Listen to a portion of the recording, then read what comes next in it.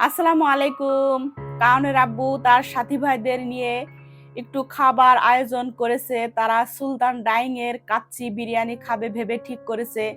আর এই ট্রিটটা দিচ্ছে যে আমাদের শামীম ইঞ্জিনিয়ার সাহেব। তো কাউনের আব্বু কিন্তু এইভাবে বাহিরে মাঝে মধ্যে খাওয়া দাওয়া করে। এখন কথা হচ্ছে যে আমার ভিডিও যারা দেখেন তারা জানবেন যে আমি সবসময় বাহিরে ঘুরি, আমি সবসময় বাহিরে খাবার খেয়ে থাকি।